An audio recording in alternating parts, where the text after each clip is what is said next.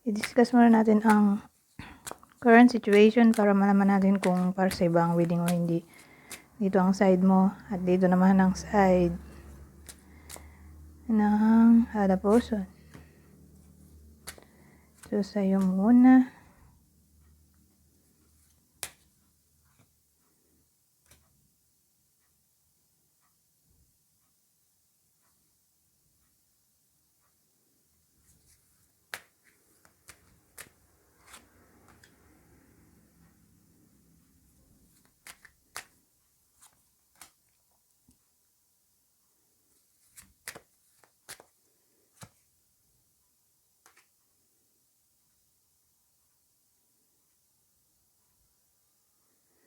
Well, may babae tayo dito. So, babae ka siguro? O ina-embody mo ang feminine energy kung lalaki ka man.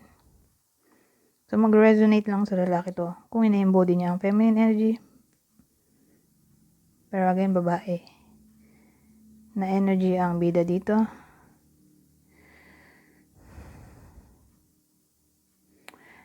Ang dating kasi sa akin, ikaw yung third party.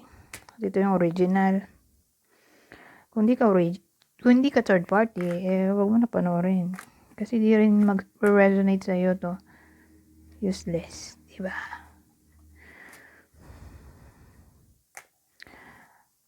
So, ang dating sa akin, di mo naman siniseryoso yung person mo. Parang, ang dating, come what may.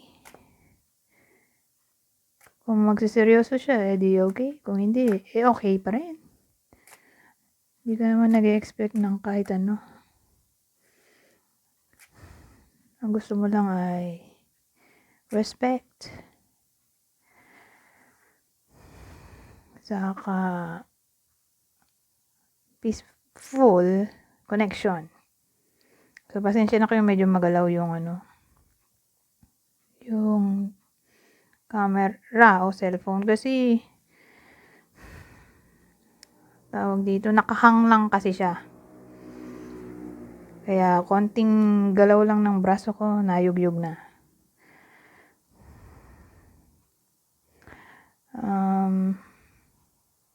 Dito sa Adapo, ito yung original, 'di ba? Kasal siguro sila. In contact naman sila. Sila pa rin. So, sa madaling salita, pinagsasabay niya kayo, pero walang pressure sa side mo.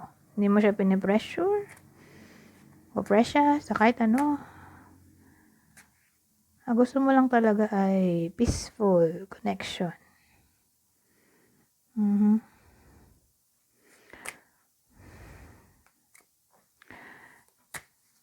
So, anong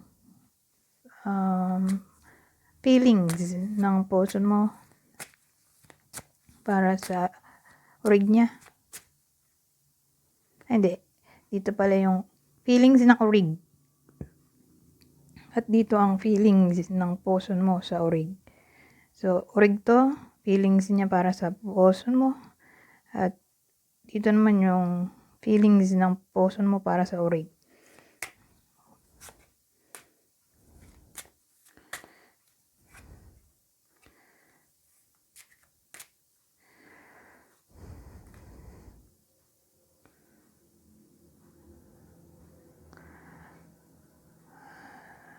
Ano to?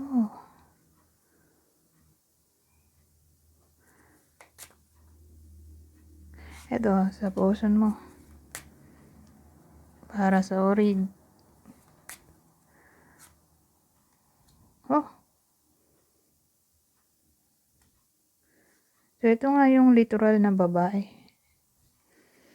Yung orig. Ibig sabihin, ito yung feelings niya para dito. Sa orig niya. Na babae. Kasi nga, babae yung bida dito. Ikaw yung babae.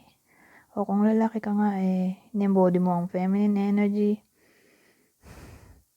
Walang dating kasi dito. Sa side ng orig.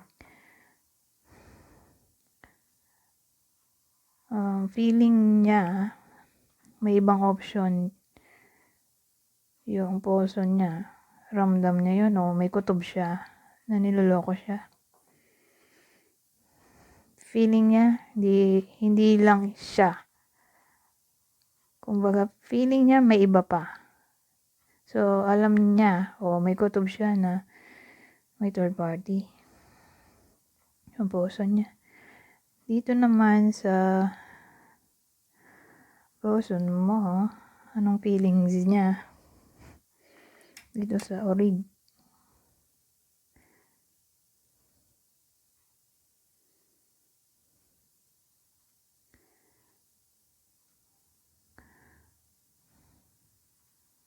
Well, ang dating parang gusto niya na i-end.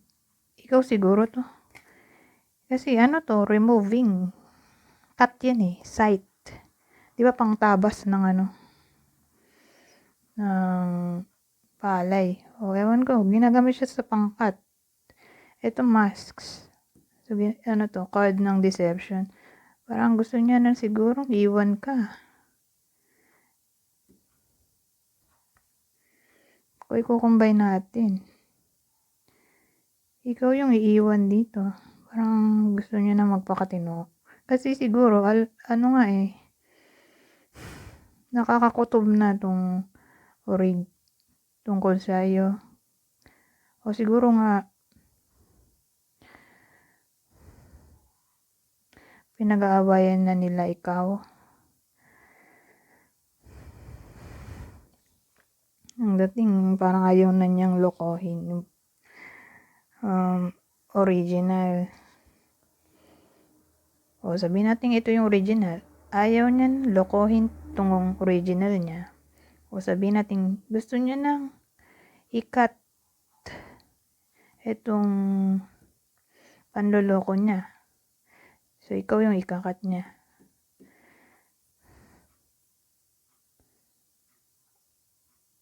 Pag nagkaipitan, tingin ko ang pipiliin niya ay orig.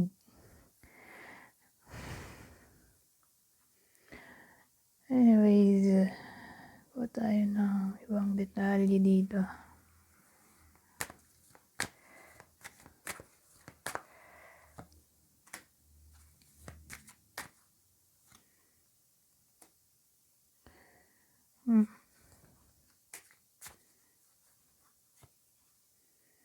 Pets.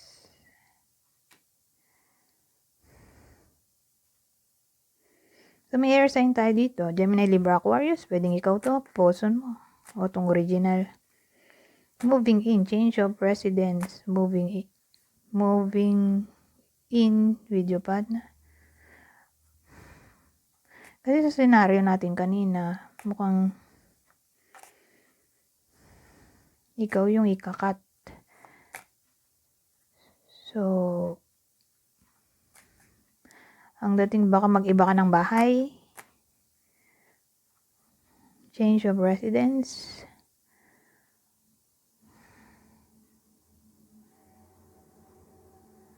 O sabihin natin di sila kasal. Pero matagal na silang nagsasama. Sila yung magsasama dito. Yung mag-move in sa isang house. O sabihin natin naghiwalay na sila. Ay hindi. Kasi doon sa kwento natin, sila pa rin. Pero hindi lang malinaw kung magkasama sila sa isang bubong. Pero kung sabihin natin sila pero long distance relationship for some reason, kahiwalay sila. Sila yan. Magsasama sa isang bubong. Magkikita. Pets. Getting a new pet. So, maganda siguro kung ito ng pansin sa pet para pantanggal ng depression, anxiety. O kung may pet na, pay attention sa health niya. Baka may sakit na.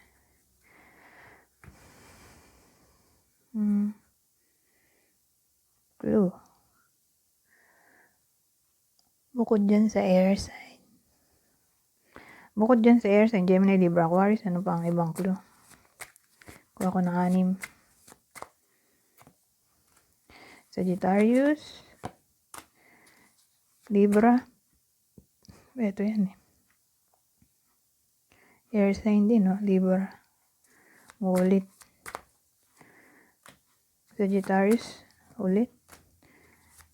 Pisces, Scorpio, Leo. So, ulitin ko. Sagittarius, Libra, Sagittarius, Pisces, Scorpio, Leo. Anyways, hanggang dito na lang. Goodbye. For now.